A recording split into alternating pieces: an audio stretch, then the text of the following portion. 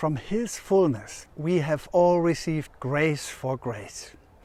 The words of this week's watchword from John 1:16 have become particularly important to me over the past year, because so much of what we experienced were experiences of loss. In many Western churches, a loss of religious receptivity and a decline of church affiliation. In the loss of food security in some parts of the world, which had been vulnerable already before. In the loss of a fundamental sense of security in a world that has gone off the rails. And in many things that we have to deal with personally in our own lives. There is a great danger that feelings that are not good for us begin to dominate our lives. A feeling of fear, a basic sense of loss, of scarcity, of insufficiency.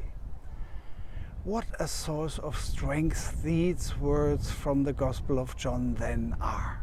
From His fullness we have all received grace for grace. To trust in Christ, to feel His love, to know the sheltering breath of God's eternity in us and around us, in the here and now.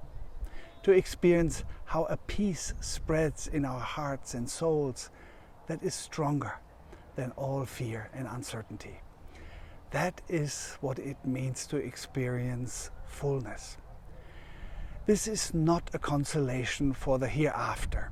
On the contrary, it is the greatest strength to stand up for the shalom of God in this world too, for a world in which the love of God is also visible in the love between people.